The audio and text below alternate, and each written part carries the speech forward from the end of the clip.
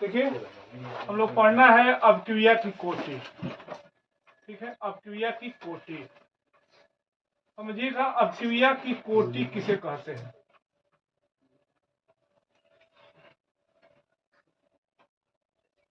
Order of reaction, order of reaction. आज हम लोग ऑर्डर ऑफ रिएक्शन में शून्य कोटि की अपक्रिया पढ़ लेंगे और देखेंगे तो प्रथम कोटि की अपक्रिया भी पढ़ेंगे। ठीक है ना। ध्यान दीजिएगा, अपक्रिया की कोटि समझिएगा कि अगर कोई अपक्रिया है alpha A plus beta B, beta B उससे बना उत्पाद, उससे बना उत्पाद। ठीक है, तो यहां पर ए का गुणांक क्या है? अल्फा, बी का गुणांक क्या है? बीटा।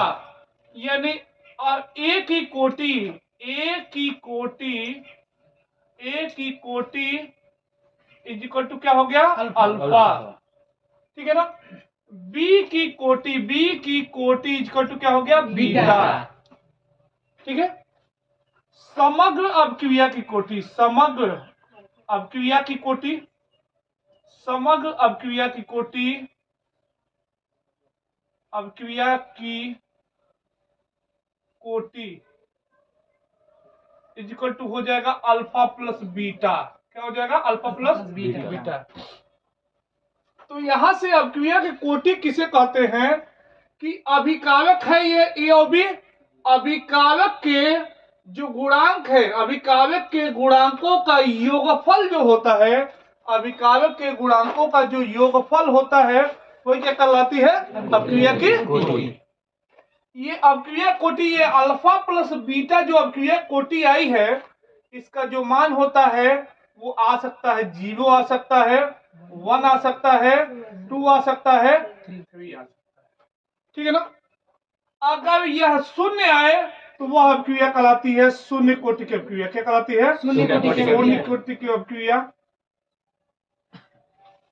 जब 1 आए तो वह अपक्रिया कहलाती है प्रथम कोटि की अपक्रिया। प्रथम कोटि की अपक्रिया, प्रथम कोटि की अपक्रिया।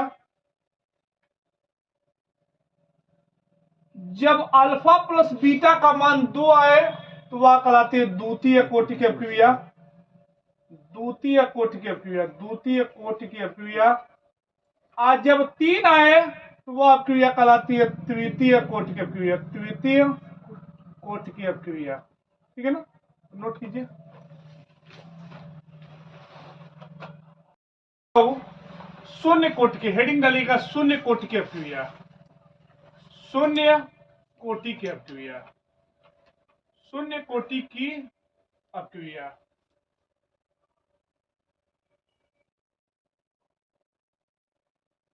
शून्य कोटि की अपक्रिया,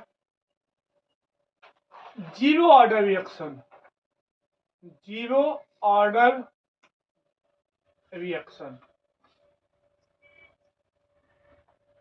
शून्य कोटि की अपक्रिया समझिएगा, शून्य कोटि की अपक्रिया।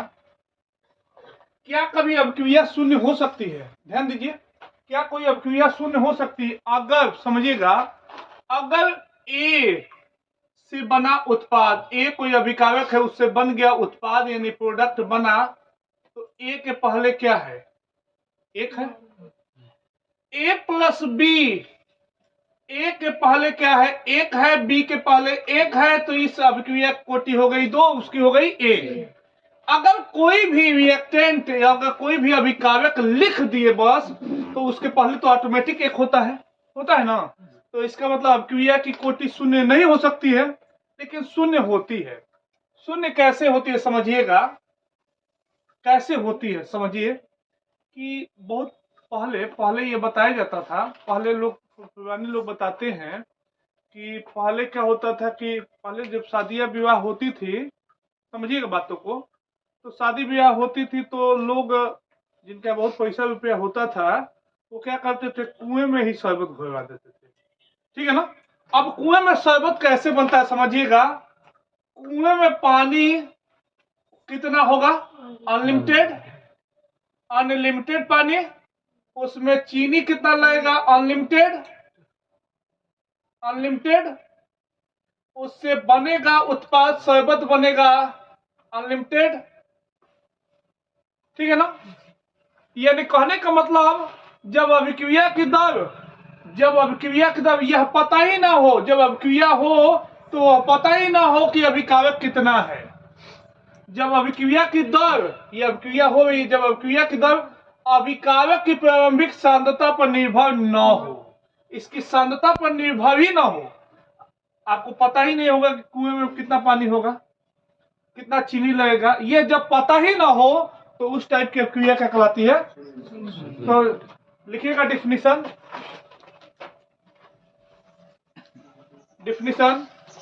जब अभिक्रिया की दर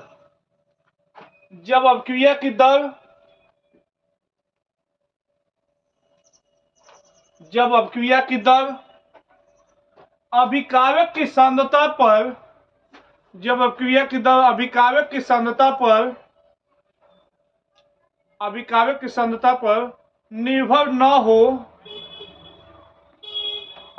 की सांद्रता पर निर्भर न हो, तो उस प्रकार की अभिक्रिया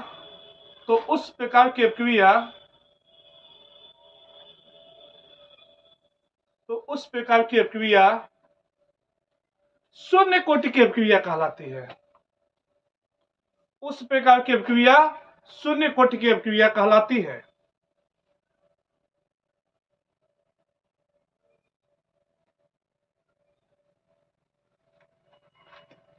जब अभिक्रिया की दर अभिकारक की सांद्रता पर निर्भर न हो तो उस प्रकार की अभिक्रिया क्या कहलाती है, शून्य। अब इसी को हम लोग एक रासायनिक अभिक्रिया समझते हैं। रासायनिक अभिक्रिया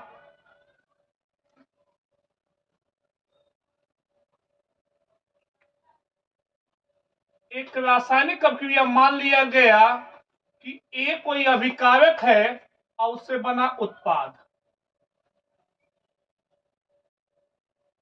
एक कोई अभिकारक है, उससे बना उत्पाद। ठीक है, उससे उत्पाद बना। ध्यान दीजिएगा। तो हम लोग पिछले क्लास में पढ़े थे कि अभिक्रिया की दर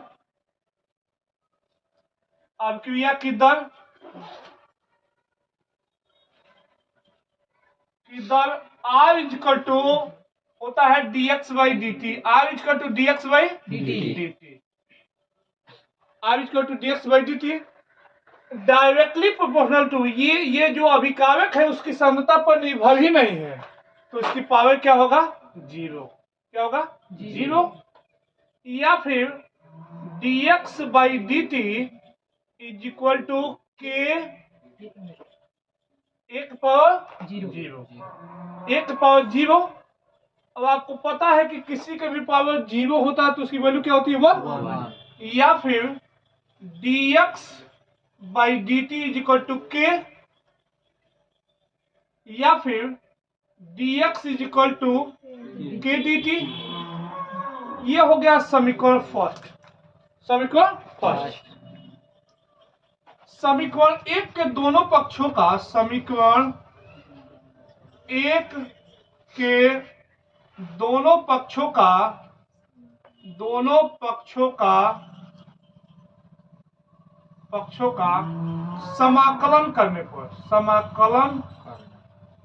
करने पर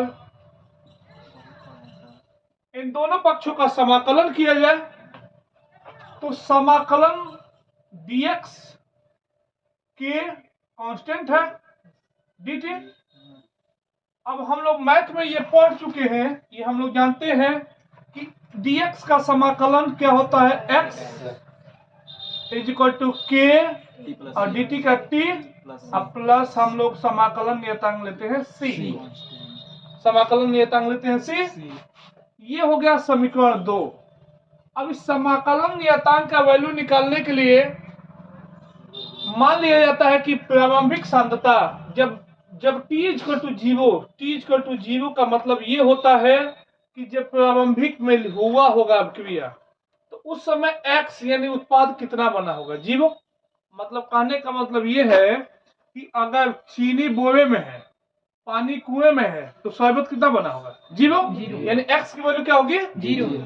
तो जब जब t इक्वल टू 0, जब t इक्वल टू 0 तब x इक्वल टू 0 समीकरण 2 में रखने पर, समीकरण 2 में रखने पर रख दिया जाए। तो ध्यान दीजिएगा, यहाँ पर रखा जाए तो x equal to 0 k into T की जगह पर 0 प्लस c, यानी c इक्वल टू क्या आ गया? 0 आया। अब इस c का मान समीकरण 2 में रखा जाए तो लिखेंगे c का मान समीकरण 2 में रखने पर, समीकरण 2 में रखने पर c का मान समीकरण 2 में रखा जाए, अगर पुट किया जाए, ये वैल्यू पुट किया जाए यहाँ पर, तो x equal to K T plus c 0, यानी x equal to K T, यानी k equal to x by T, समीकरण 3। ये क्या हुआ? समीकरण 3। और इसी समीकरण को कहते हैं शून्य कोटि की अवक्रिया का वेग स्थिरांक। तो ऐसे लिखेंगे, जहां समीकरण 3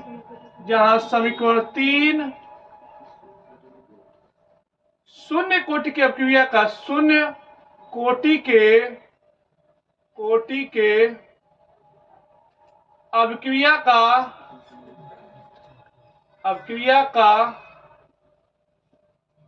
वेग स्थिरांक है। तो इसमें कई बार पूछा जा चुका है, यूपी बोर्ड में पूछा जा चुका है क्वेश्चन, 2 नंबर का ये क्वेश्चन आता है कि शून्य कोटि की अवक्रिया का वेग स्थिरांक निकालिए। तो हम लोग शून्य कोटि की अवक्रिया का पहले डिफिनीशन लिखेंगे और ऐसे करते हुए हम लोग वेग स्थिरांक निकालेंगे, ठीक है ना। चलिए इसको नोट कीजिए।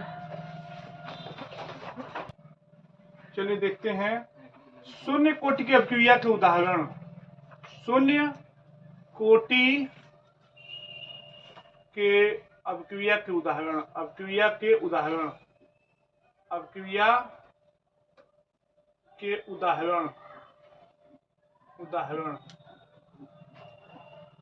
Example of zero order reaction, ठीक है ना। Example of zero order reaction,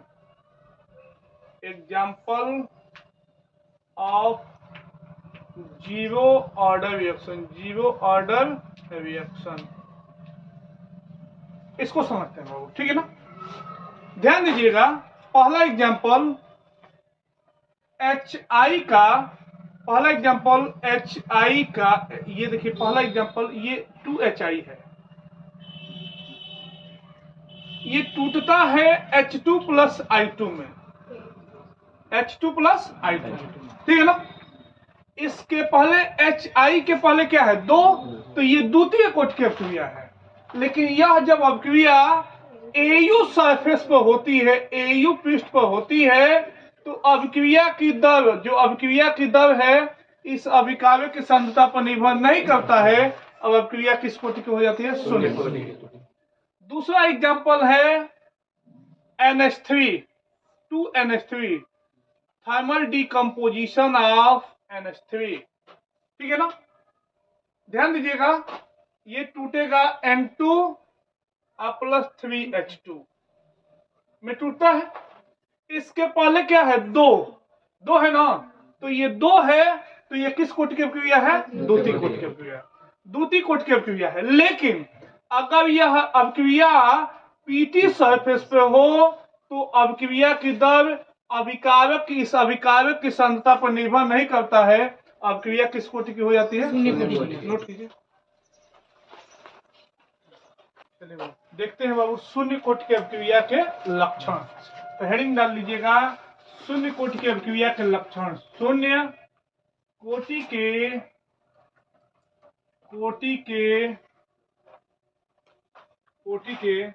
अवक्रिया के लक्षण, characteristics of zero order reaction, अवक्रिया के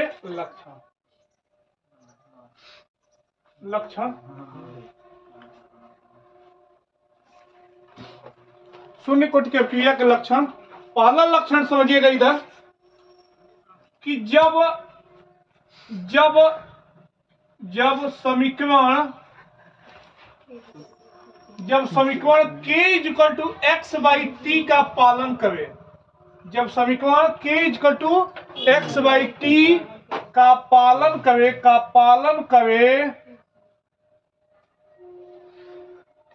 तब अवक्रिया शून्य कोटि की होती है। तब अवक्रिया शून्य कोटि की होती है। अवक्रिया शून्य कोटि की होती है। शून्य कोटि की होती है।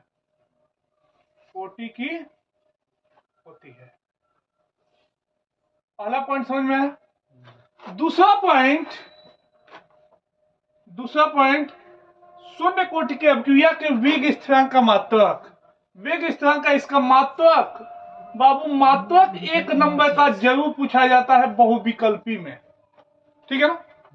शून्य कोटि का अवक्रिया की दर किसी का भी पूछता है तो होता है k equal to X by T.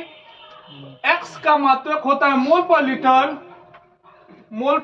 Litre, क्योंकि यह सांद्रता है और ये क्या है, टाइम है, तो इसका मात्रक होता है मोल लीटर पर -1 टाइम पर -1। कोई दिक्कत। तीसरा, इनका ग्राफ बनाया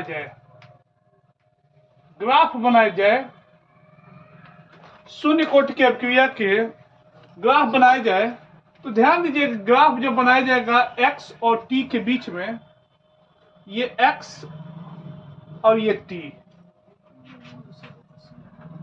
अगर शून्य कोटि की अवक्रिया को ध्यान से देखा जाए तो k equal to X by T है ना, यानी x इक्वल टू क्या है, kt, यानी x directly proportional to t।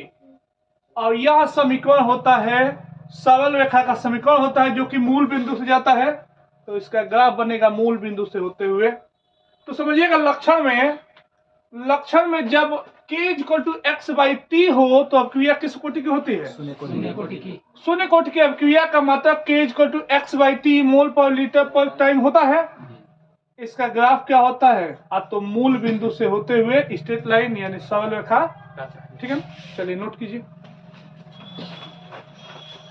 अब हम लोग पढ़ने जा रहे हैं प्रथम कोटि की अवक्रिया, ठीक है ना। प्रथम कोटि की अवक्रिया, हेडिंग डाल लीजिएगा, प्रथम कोटि की अवक्रिया। प्रथम कोटि की अवक्रिया,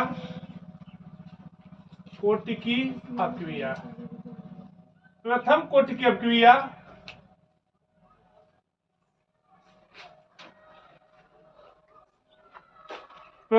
अवक्रिया फर्स्ट ऑर्डर रिएक्शन।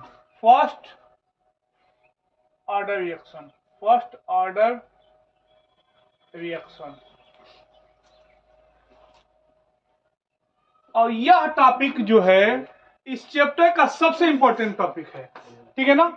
इसको लिख लीजिएगा, मोस्ट इंपॉर्टेंट के मतलब आप लोग लिख लीजिएगा, क्या लिखवाते हैं, महा इंपॉर्टेंट। बहुत ज्यादा इंपॉर्टेंट है कि इस चैप्टर से जब क्वेश्चन आता है तो 80% चांस होता है कि फर्स्ट ऑर्डर रिएक्शन पूछे, ठीक है ना।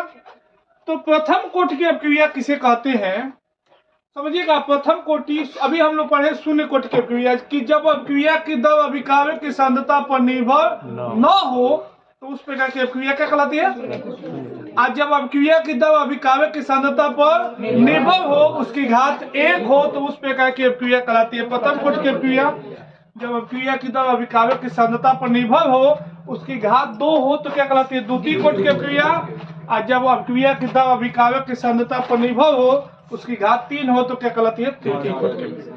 तो हेडिंग डाल लीजिएगा, फर्स्ट ऑर्डर रिएक्शन, और लिखिएगा डिफिनीशन कि जब अवक्रिया की दर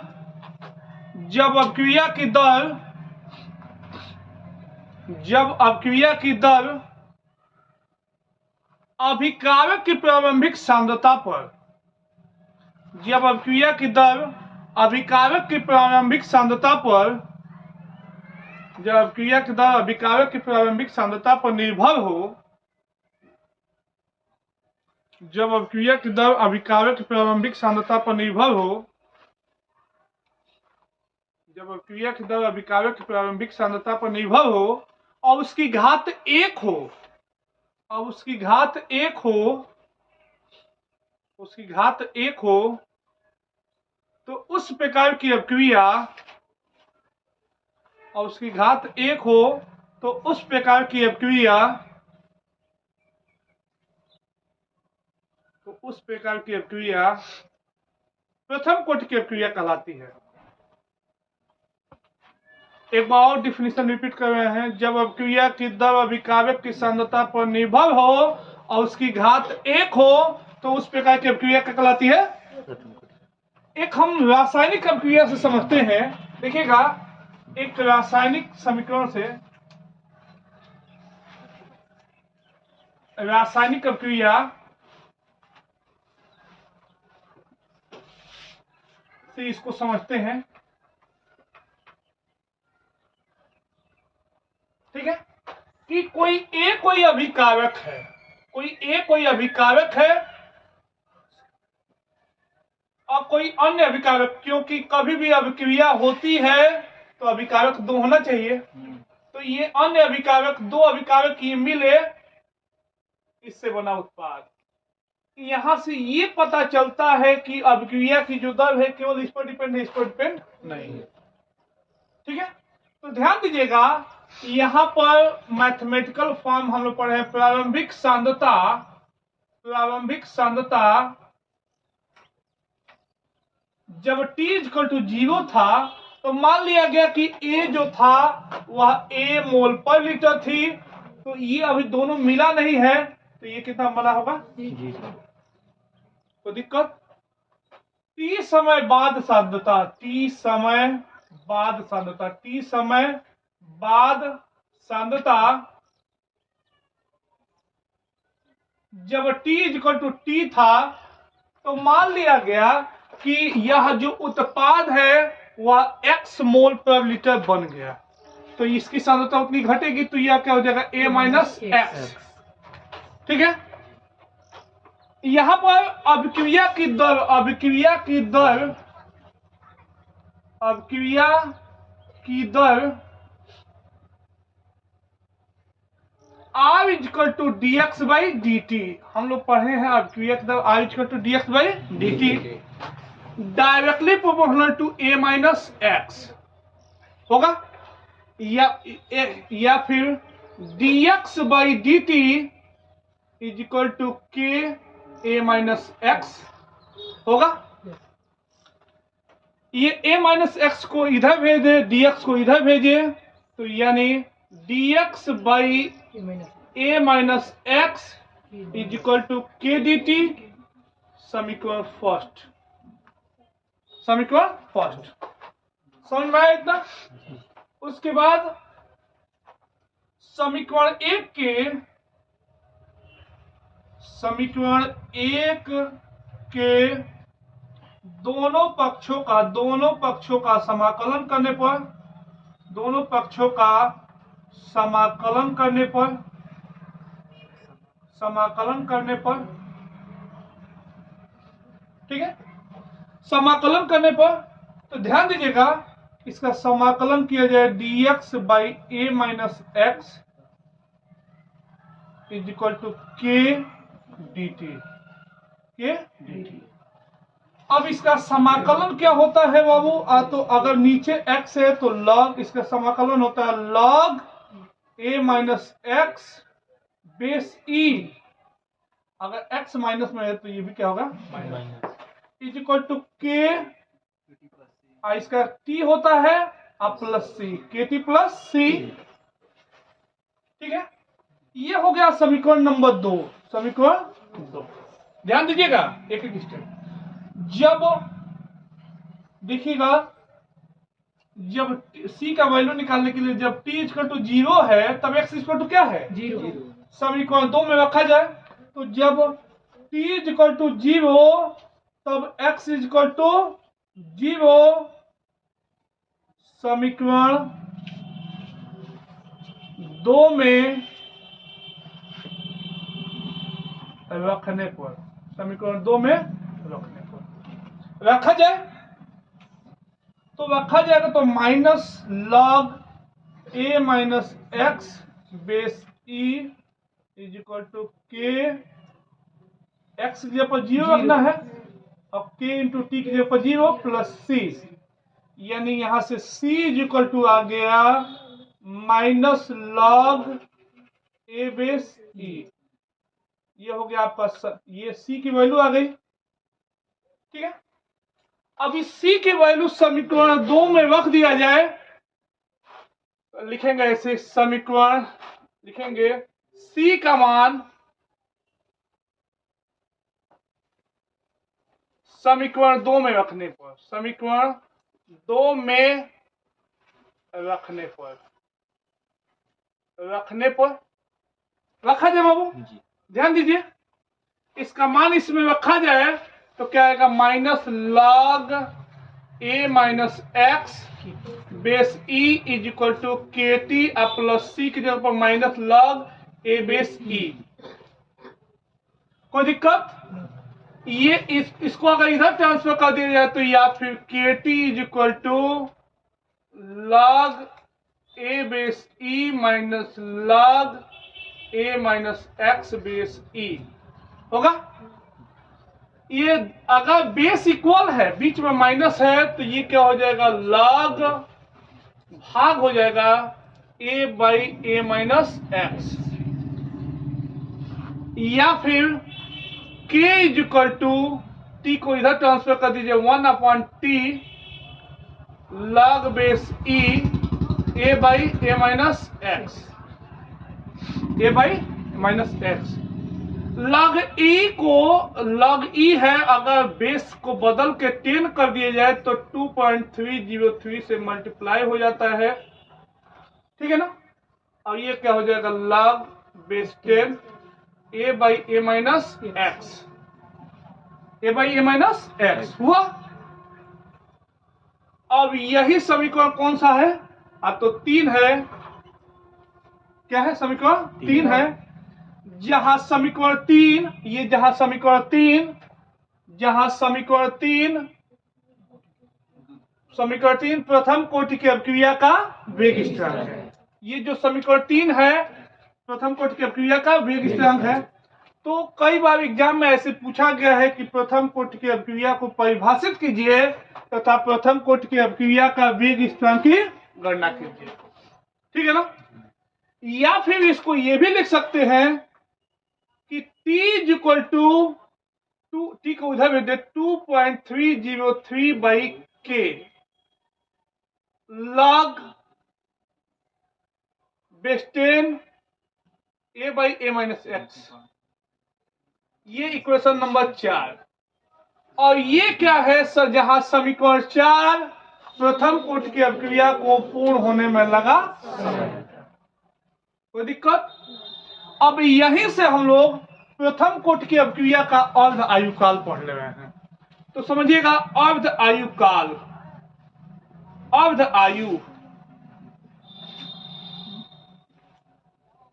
आयुकाल, half life period, half life period. अब इसको समझते हैं, हाफ लाइफ किसे कहते हैं, हाफ लाइफ किसे कहते हैं कि वह समय, ये समय है, वह समय जब उत्पाद की सांद्रता अभिकारक की प्रारंभिक सांद्रता की आधी पूर्ण हो जाए, उस समय को क्या कहते हैं, अर्ध आयुकाल। उस समय को क्या कहते हैं, अर्ध आयुकाल। वह समय, ध्यान दीजिएगा, वह समय t इक्वल टू क्या होना चाहिए, वह समय जब उत्पाद की सांद्रता अभिकारक की प्रारंभिक सांद्रता की आधी पूर्ण हो जाए। मतलब यहाँ पर x की जगह पर क्या रख दे, a बाई 2, तो वह समय यानी t की जगह पर क्या रखेंगे, t। तो इस समीकरण 4 में t equal to T by T, समीकरण 4 में t equal to T half तथा x equal to a by 2 रखने पर, रख दिया जाए। ठीक है, अब रखा जाए तो t is equal to T half रख दिए is equal to 2.303 by K log A by A minus X, X जगह पर क्या रखेंगे a बाई 2 बेस 10 आया। यहां से देखिएगा 2.303 बाई के लॉग ये बचा a बाई और नीचे बचा a बाई 2, a से a कटा, ये 2 ऊपर चला गया, यानी बचा के 2.303 बाई के लॉग 2 बेस 10। कोई दिक्कत? और लॉग 2 की वैल्यू आपको पता है होती है 0.3010। इन दोनों को मल्टीप्लाई किया जाए तो T half is equal to आएगा 0.693 बाई के। और यही समीकरण नंबर 5 है, और इसी समीकरण को कहते हैं प्रथम कोटि की अपक्रिया का अर्धायुकाल। तो ये समीकरण 5 से स्पष्ट है कि प्रथम कोटि की अपक्रिया का अर्ध आयुकाल अभिकाव्य के प्रारंभिक सांद्रता पर निर्भर नहीं करता है, ठीक है ना, अभिकाव्य की प्रारंभिक सांद्रता पर निर्भर। तो ऐसे भी क्वेश्चन पूछा गया है कि ये भी पूछा गया है, 4 नंबर का क्वेश्चन पूछा गया है कि प्रथम कोटि की अपक्रिया का अर्ध आयुकाल, प्रथम कोटि की अपक्रिया का वेग स्थान निकालते हुए सिद्ध कीजिए कि प्रथम कोटि की अपक्रिया का अर्ध आयुकाल अभिकाव्य के प्रारंभिक सांद्रता पर निर्भर नहीं करता है। तो इसका आंसर क्या लिखेंगे? पूरा लिखेंगे, ठीक है ना, नोट कीजिए। प्रथम कोटि की अपक्रिया के उदाहरण, तो हेडिंग डालिएगा प्रथम कोटि की अपक्रिया के उदाहरण, प्रथम कोटि की अपक्रिया के उदाहरण, ठीक है ना। तो पहला example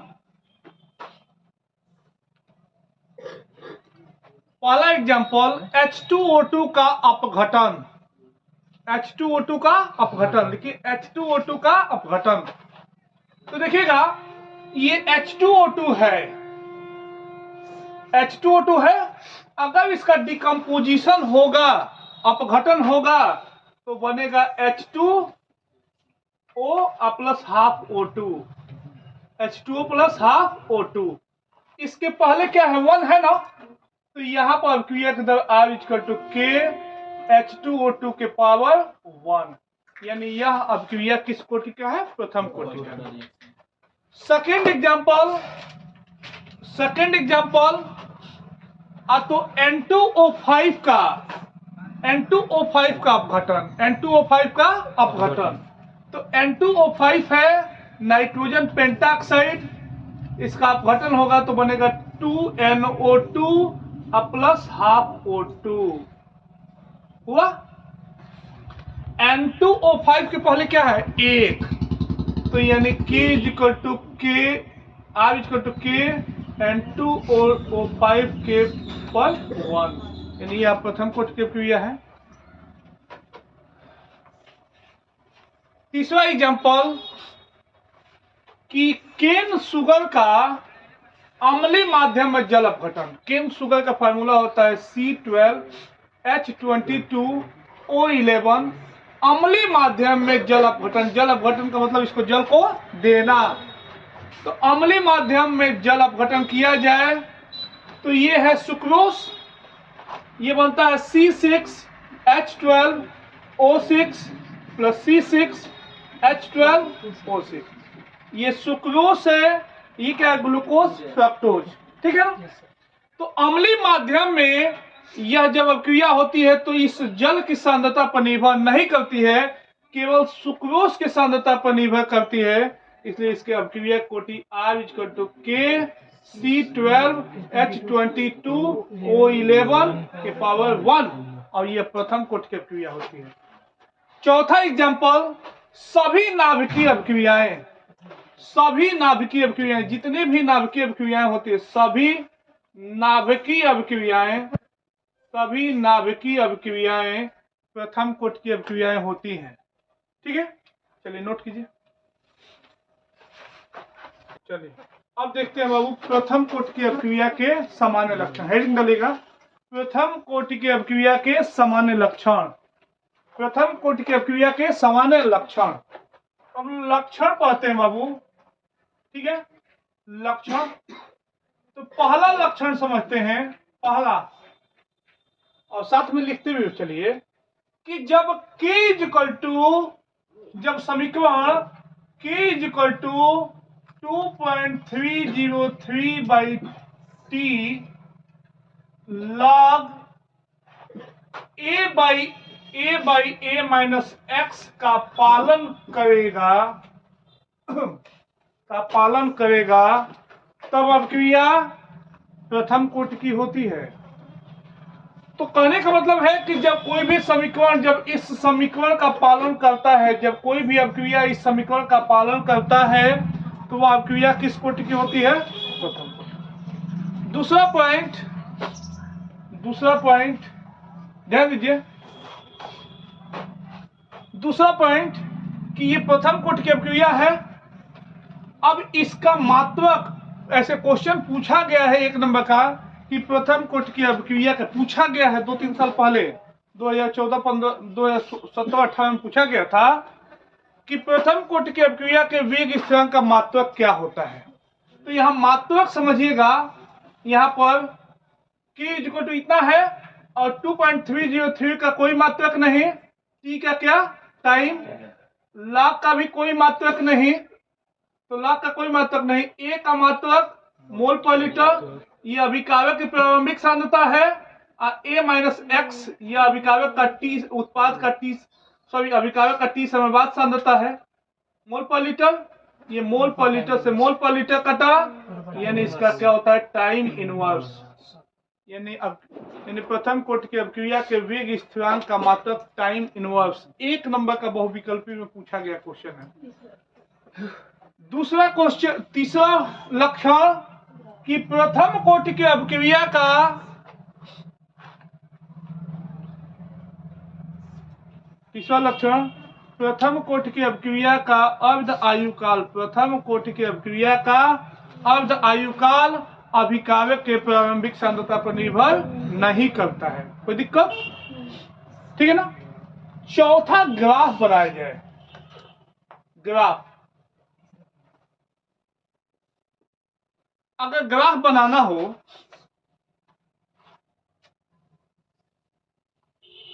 dx by D T a minus x के बीच में ग्राफ बनाना हो, ठीक है ना, तो हम लोग अभी तो ऊपर पढ़े थे dx by D T directly proportional to क्या होता है? a माइनस एक्स होता है। तो इसका ग्राफ क्या बनेगा? स्टेप।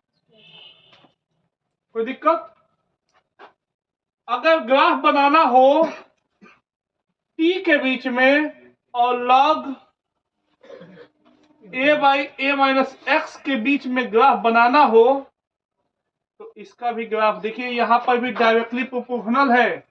t इक्वल टू हम लोग पढ़े थे 2.303 by K log a by a minus x है, ये कांस्टेंट है, यानी ये डायरेक्टली प्रोपोर्शनल है, तो इसका भी ग्राफ क्या होगा? Straight line. ठीक है ना। तो आज इतना ही रहने देते हैं, अब इसके आगे कल पढ़ते हैं। नोट करते। एक प्रथम, आज हम लोग प्रथम कोटि की अपक्रिया के वेग स्थिरांक पर न्यूमेरिकल लगा रहे हैं। ठीक है। तो पहला क्वेश्चन ये है कि एक प्रथम कोटि की अपक्रिया का अर्ध आयुकाल 69.3 मिनट है, उस अपक्रिया को 75% पूर्ण होने में कितना समय लगेगा? तो इसको सॉल्व करते हैं। ठीक है। तो देखिएगा इस क्वेश्चन में, ध्यान दीजिए बाबू, इस क्वेश्चन में अर्ध आयुकाल दिया है। अब पूछ रहा है क्वेश्चन में कि अपक्रिया को 75% पूर्ण होने में कितना समय लगेगा। ध्यान दीजिएगा कितना समय लगेगा। तो देखिएगा अब यहां पर दिया है, लिखेंगे सबसे पहले दिया है क्या दिया है? तो अर्ध आयुकाल यानी T half is equal to 69.3 minute दिया है। और इज इक्वल टू होता क्या है, तो 0.93/k ये होता है, या फिर यहां से निकल जाएगा k is equal to 0.93/69.3 is equal to क्या हो जाएगा, तो 1/100। यानी यहां से वेग स्थिरांक k की वैल्यू आ गई, k की वैल्यू आ गई, ध्यान दीजिएगा। अब हमको यहां से, अब हम लोग यहां से निकालेंगे कि t 75%, यानी अपक्रिया को 75% पूर्ण होने में कितना समय लगेगा। तो निकालते हैं।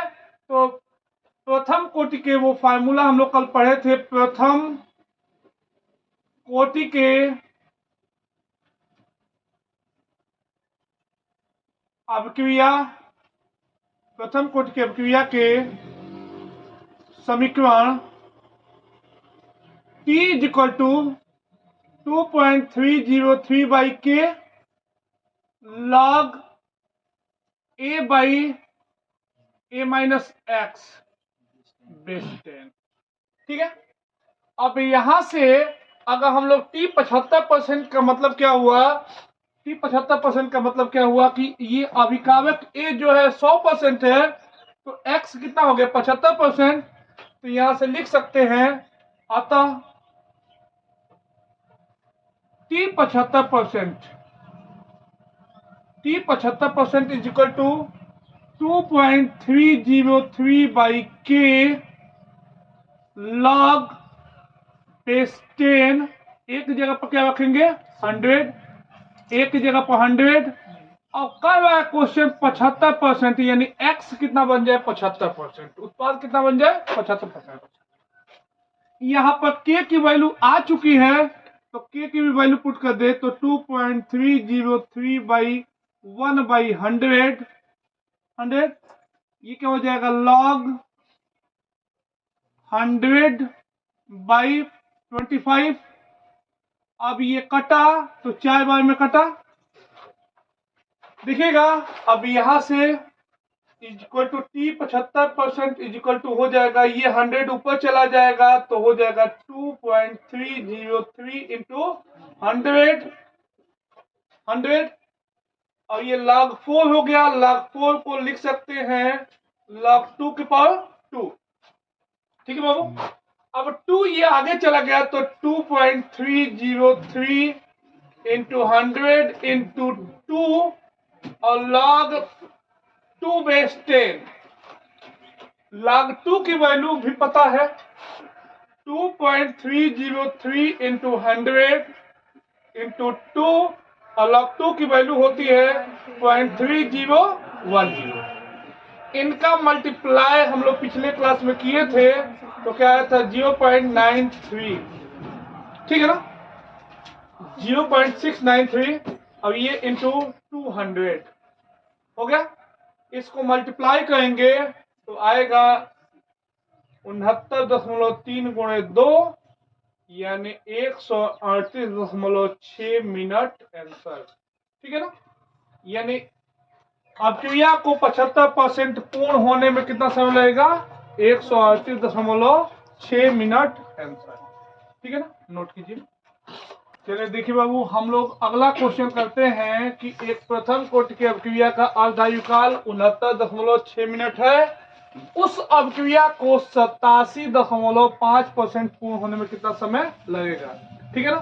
पहले हम लोग 2-3 हल्का हल्का क्वेश्चन करेंगे, फिर हम लोग चलेंगे लेवल पर क्वेश्चन।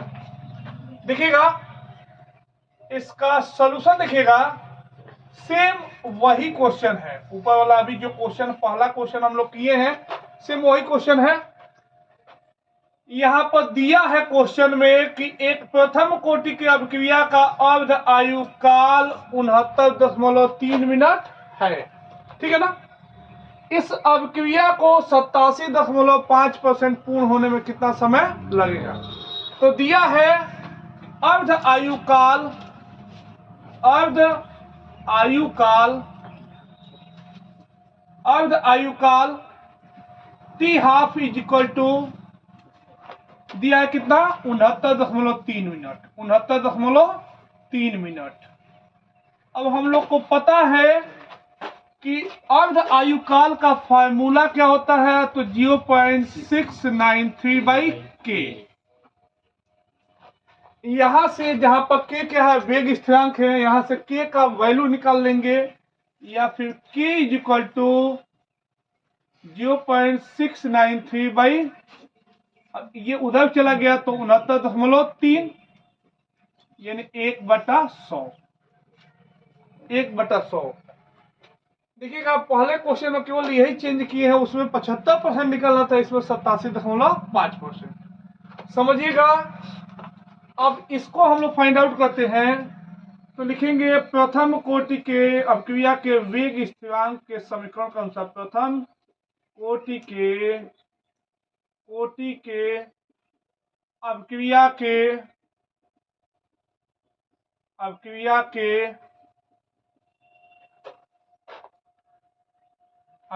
के समीकरण T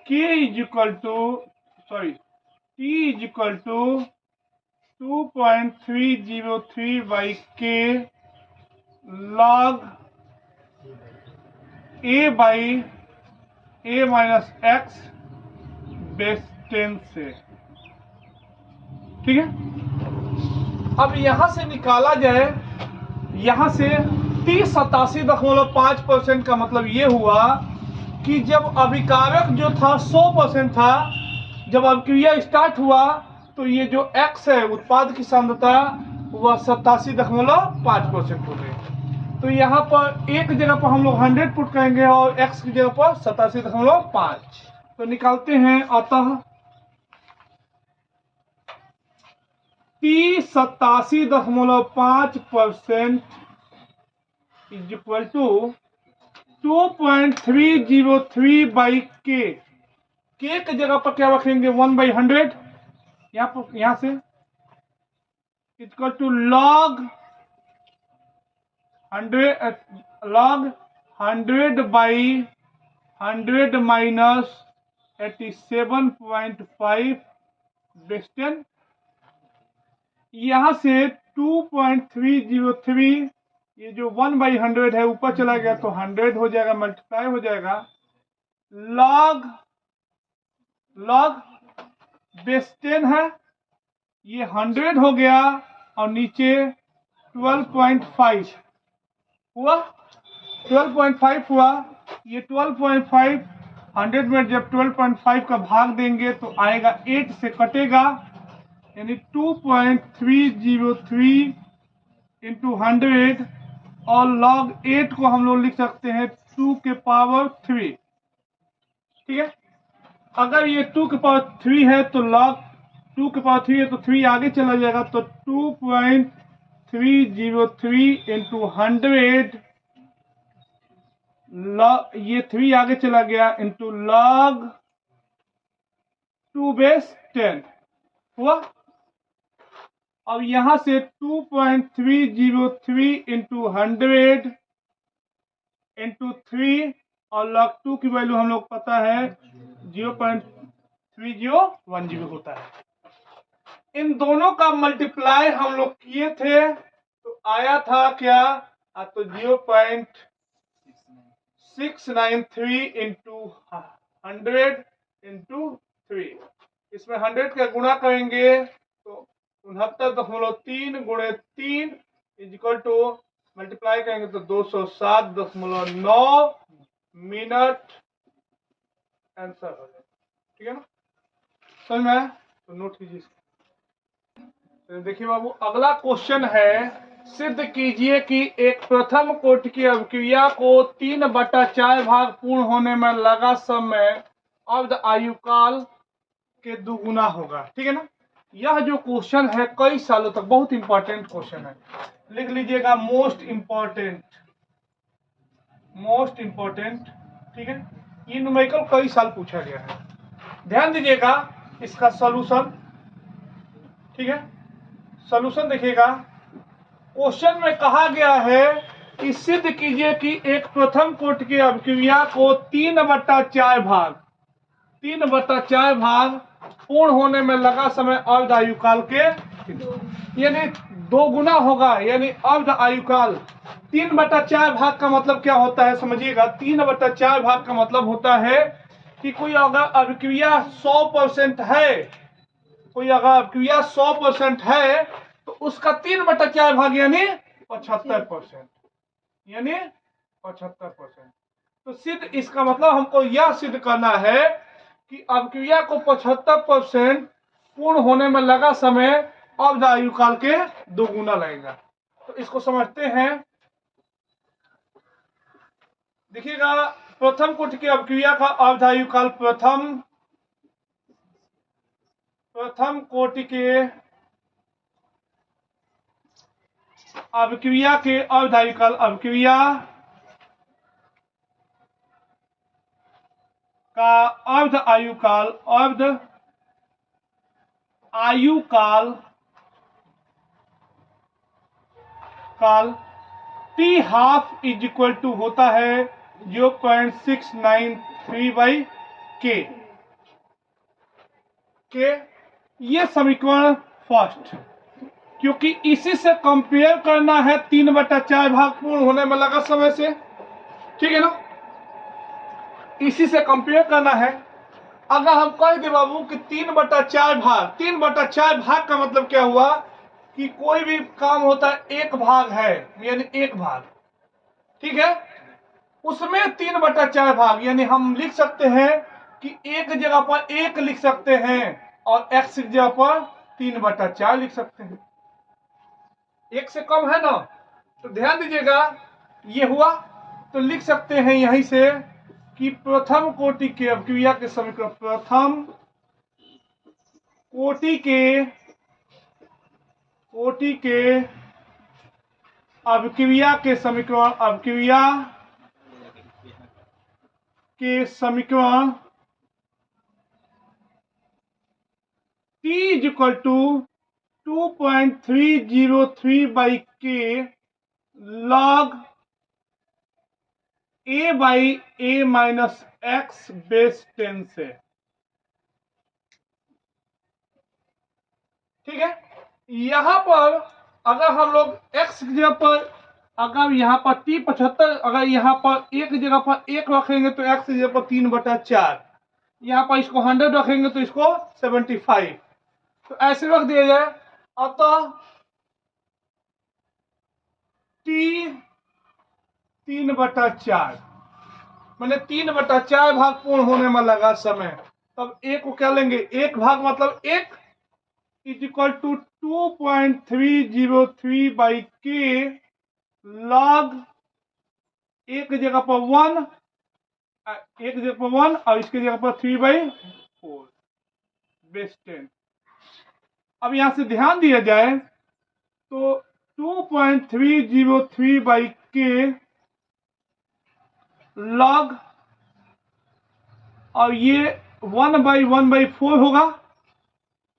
1/4 ऊपर चला जाए, 1/4 ऊपर चला जाए तो 4 हो जाएगा, तो लॉग 2.303/k लॉग 4, ये 4 ऊपर चला गया, 4 बेस 10 हुआ।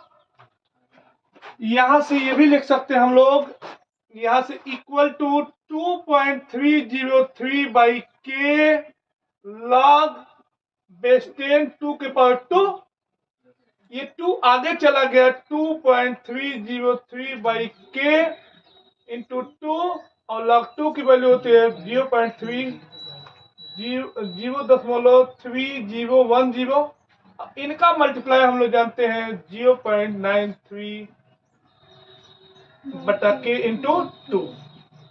अब ये आ गया 3/4 भाग आया। अब ये समीकरण हो गया आपका 2। अब ये समीकरण 1 और 2 को कंपेयर करने पर, समीकरण 1 और 2 की तुलना करने पर, यानी समीकरण 1 और समीकरण 2 से देखिएगा, दिखाई दे रहा है साफ साफ कि ये 3/4 भाग जो है इसके दुगुना है। तो लिखेंगे t 3/4 is equal to t half into 2। Hence prove, यही प्रूफ करना था, हैंस तो ठीक है ना, नोट कर लीजिए बाबू। अगला क्वेश्चन है सिद्ध कीजिए कि एक प्रथम कोटि की अभिक्रिया को 99.9% पूर्ण होने में लगा समय अर्ध आयुकाल के 10 गुना होगा। ठीक है, ये बहुत इंपॉर्टेंट क्वेश्चन है और ये बोर्ड एग्जाम के लिए बहुत महत्वपूर्ण है। ये बाबू ये कई बार पूछा जा चुका है क्वेश्चन, लिख लीजिएगा, मोस्ट इंपॉर्टेंट। तो इस क्वेश्चन को समझते हैं, ठीक है ना।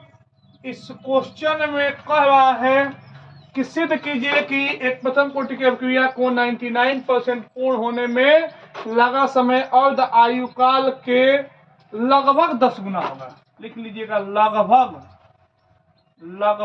10 गुना होगा, लगभग 10 गुना होगा। ठीक है, तो समझते हैं। तो हम जानते हैं, वी नो डैट, हम जानते हैं कि T half is equal to 0.693 by के। ये हो गया इक्वेशन फर्स्ट। इसको इक्वेशन फर्स्ट इसलिए मानेंगे कि T 99.9% निकालने के बाद इससे कंपेयर करेंगे, अगर 10 गुना आता है तो ये हमारा सिद्ध हो जाएगा। तो देखिएगा, लिखेंगे अतः अब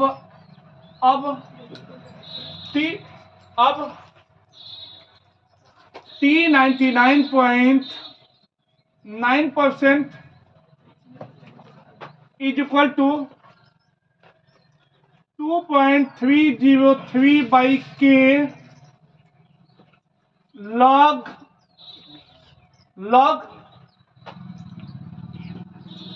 A by A minus X base 10। यहां पर एक जगह पर क्या रखेंगे, 100, और एक जगह पर 100 रखेंगे और इसकी जगह पर 99.9 रख दिए, is equal to 2.303 by K log ये 100 बाई 0.1 बेस 10। ये ऊपर चला गया तो 2.303 बाई के लॉग ये 1000 यानी 1000 हो जाएगा। 1000 को हम लोग यहां से 1000 को हम लोग 10 के पावर 3 लिखेंगे। 2.303 बाई के लॉग बेस 10 के पावर 3 बेस 10। ठीक है, यहां पर 3 आगे चला जाए, इक्वल टू 2.303 बाई के, ये 3 आगे चला गया इंटू 3 और लॉग 10 बेस 10।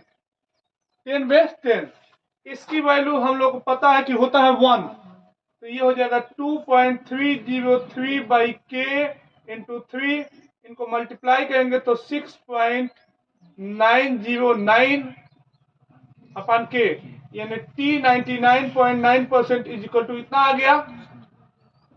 ये इक्वेशन नंबर सेकेंड। अगर हम लोग कंपेयर करें समीकरण 1 और 2 को, तो यहां से हम लोग देखेंगे कि यह जो है, यह T 99.9 इसके लगभग 10 गुना दिखाई दे रहा है ना। तो इसीलिए लिखेंगे अतः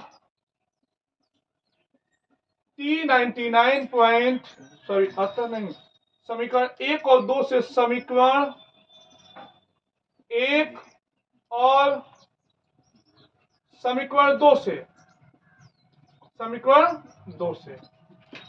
1 और समीकरण 2 से लिख देंगे T 99.9% equal to 10 into T half,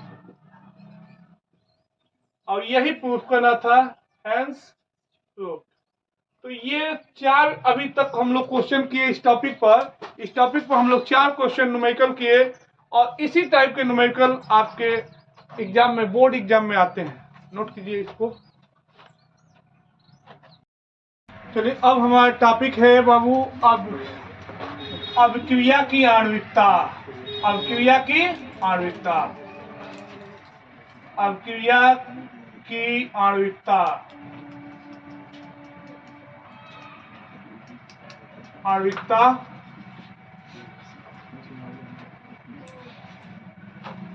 इसका इंग्लिश होता है molecularity of reaction. Molecularity of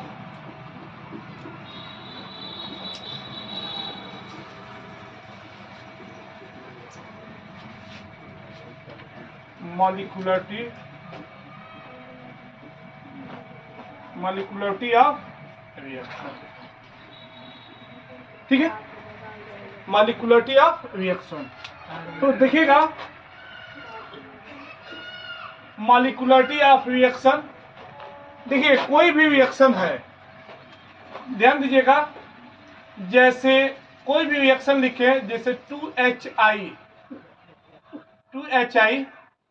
ठीक है, 2HI से बना H2 plus I2, H2 plus I2। तो यहां पर अभिकारक के कितने अणु है? 2। अभिकारक के कितने अणु है? 2। तो यहां पर जो अवक्रिया की आणविकता हुई क्या हो गई? 2। अवक्रिया की आणविकता इज इक्वल टू 2।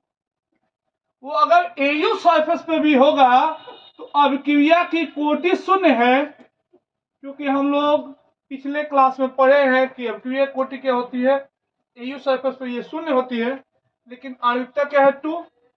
एक और एग्जांपल दे, C6H12O6, sorry C12H22O11 plus H2O अम्लीय माध्यम में अगर इसका जल अपघटन कराएं तो क्या होगा? C6H12O6 plus C6H12O6। यहां पर जो अभिकारक है, ये अभिकारक का इसका एक अणु है, इसका भी क्या है? एक अणु। तो 1 1 2 हुआ, तो यानी अवक्रिया की आणविकता अवक्रिया की आणविकता इसको टू 2। अवक्रिया की आणविकता इक्वल टू 2। तो यहां से हमको पता चला कि हम लोग अवक्रिया को केवल देख लिए और इसके पहले अभिकारक का जो गुणांक है उसका जो योग है वही क्या हो गई? अवक्रिया की आणविकता। यानी अवक्रिया की आणविकता का डिफिनीशन बोलना हो तो कैसे बोलेंगे कि किसी अवक्रिया के, कोई रासायनिक अवक्रिया है, ये कोई रासायनिक अवक्रिया है, कोई किसी रासायनिक अवक्रिया में ये जो अभिकारक हैं, अभिकारी पदार्थ है, उनके जो गुणांक है, उनके गुणांकों का योगफल क्या कहलाता है? अवक्रिया की कोटि। तो इसीलिए बोला जाता है कि किसी रासायनिक अवक्रिया में अभिकारी पदार्थों के गुणांकों का योगफल क्या कहलाता है? अवक्रिया की आणविकता। ठीक है, तो ये एग्जांपल है, इसको नोट कीजिए। चलिए अब देखते हैं बाबू अवक्रिया की कोटि तथा अवक्रिया के आणविकता में अंतर। अवक्रिया की कोटि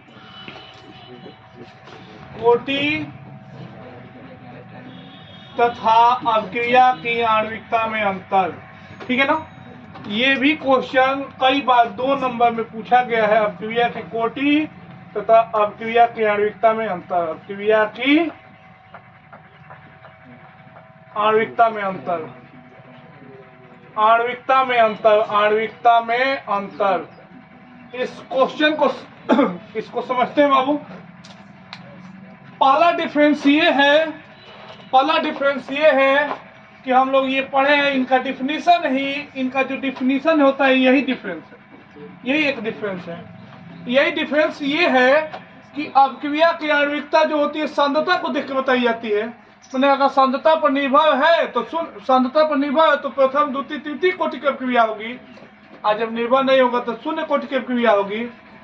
और यह जो होती है अभिक्रिया की आणविकता अभिकारक के अणुओं को देख के बताई जाती है। अभिकारक के अणुओं को देख के बताई जाती है। यानी अभिक्रिया कोटि अभिक्रिया की सांद्रता पर निर्भर करती है। यानी जब सांद्रता पर जब निर्भर हो तो प्रथम कोटि की अभिक्रिया हो सकती है, द्वितीय कोटि की हो सकती है, तृतीय कोटि की हो सकती है। और जब निर्भर न हो तो शून्य कोटि की अभिक्रिया होती है। अभिक्रिया की जो आणविकता होती है यह अभिकारक के अणुओं को बताती है, यानी अणुओं की संख्या को बताती है। अणुओं की संख्या को वो सांद्रता को प्रदर्शित करती है, ये अणुओं की संख्या को प्रदर्शित करती है। पहला डिफरेंस ठीक है। दूसरा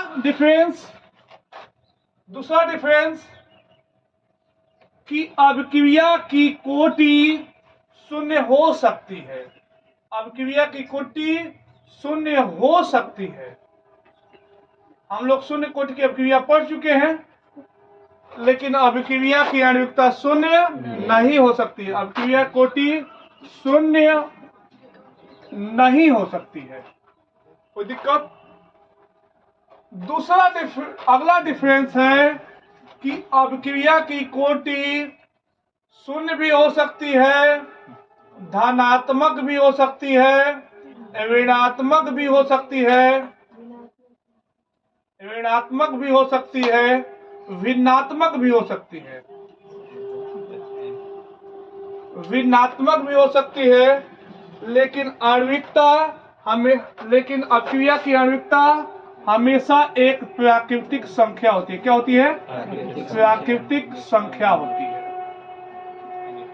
प्राकृतिक संख्या मतलब अभिक्रिया की कोटि जो होगी, अभिक्रिया की आणविकता 1 हो सकती है, 2 हो सकती है, 3 हो सकती है, 4 हो सकती है, डॉट हो सकती है।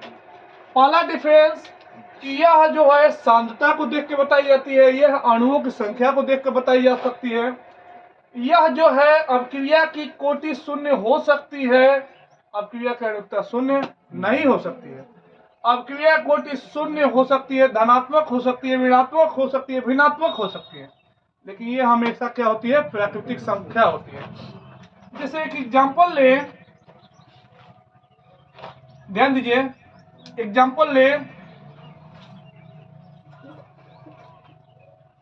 2HiAu सरफेस पर